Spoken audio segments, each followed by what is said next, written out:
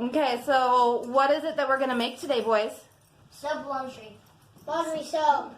Is it easy, do you think, or hard?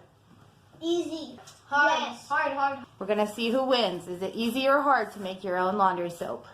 So today, what I want to do is show you guys how I make my laundry soap.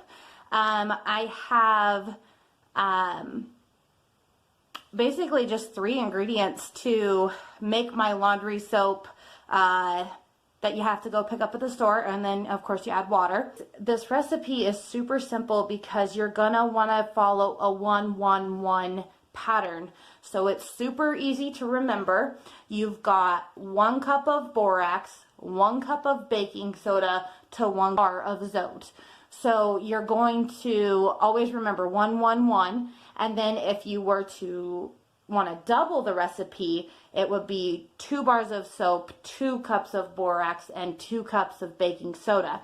So those are my tools and my ingredients that I need to make this. And so yeah, what we're gonna do is we're going to grate up the Zote bar. You can also do Fells Naphtha. However, those bars are about half the size of a Zote bar.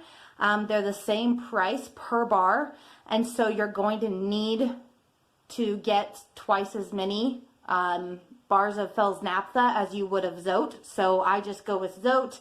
It's cheaper. Alright guys, so honestly this is the part I hate the most. This is the part that takes the most time and the one that makes you want to give up, and of course it's the first step. So yeah, basically when you're doing this, I use the really cheap grater, cheese grater, and it's probably, I mean, I could probably use a better quality one and this would go faster, but I don't want to spend the extra money on a quality one for just having it for soap. So I stick with this one, and all you're gonna want to do is grate up your soap, and it's gonna take a while. Just bear with it. Take a break if you need to, because yeah, look at that. It's gonna just be all these little shavings, and you want to do the entire bar. So keep going. You can do this. I believe in you.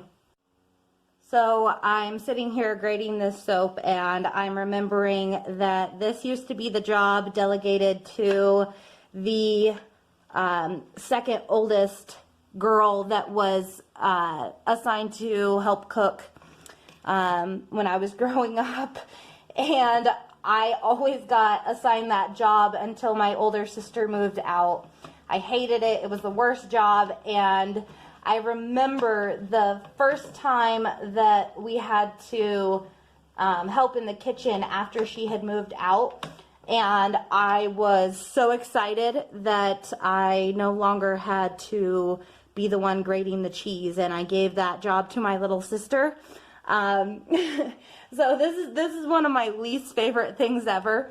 And we had a big family when I was growing up. We have I have 9 brothers and sisters, so there's 10 of us that grew up together. And so grating cheese, it wasn't, you know, just grate a little bit of cheese for dinner. It was like grate 2 blocks of cheese.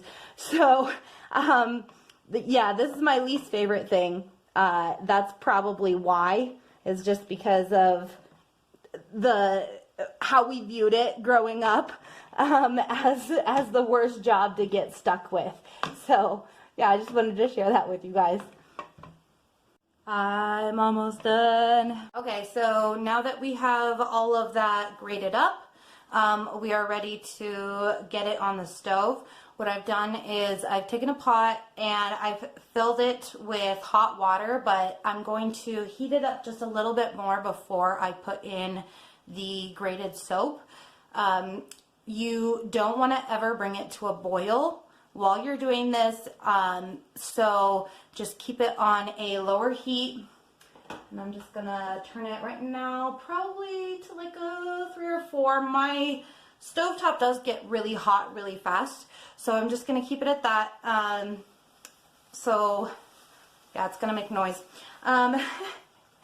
Anyways, you're going to want to make sure it's nice and warm before you put in your soap shavings. It's warmer now, and while that was warming up a little bit more, I did fill my bucket with water halfway full. We want to stir it quite often, and we want to make sure that it does not boil. It should not boil at all. That'll ruin it. So heat it up until it's all the way melted. You want all the soap shavings to be gone, melted into the water, but do not boil it.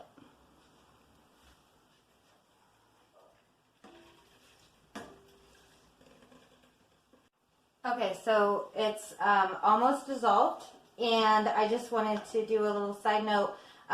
There is, you can see there's just a teeny bit in there floating around, but I did want to let you know you want to make sure and get all of it dissolved. You don't want those little pieces floating around in there. Even if it's just a couple, you're going to get a piece of it in your laundry, and it's not going to work out. So make sure that you get those all the way dissolved before you add in your other ingredients, which I have already measured out, and I'll be adding in here in just a minute when it's all the way done. All right. All right, guys, so we are ready to add our stuff. So I'm just going to stir and pour it in. I've turned off the stove. The stove is off, so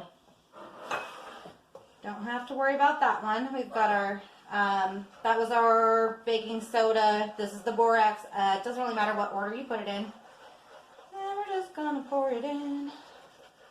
Do. All right. So then you just want to mix it up.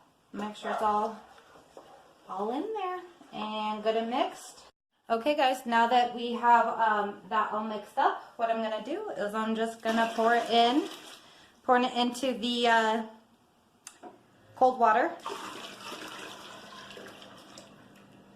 And you have it in there. Mix it up. Ooh.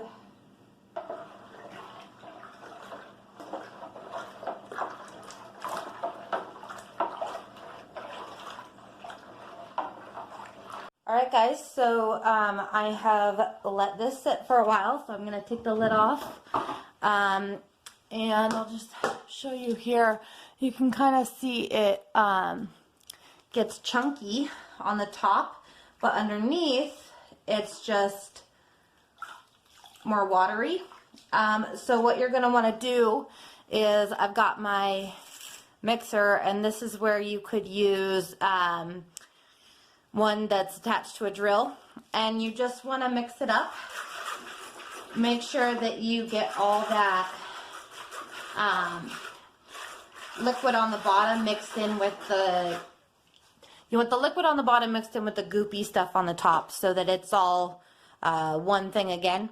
Once you do this, you're going to add some warm or hot water. Hot's better, it mixes it in better, until you have a full bucket. After that, you're going to want to divide it into your containers that you're going to keep it in. I use about half a cup of this soap per load.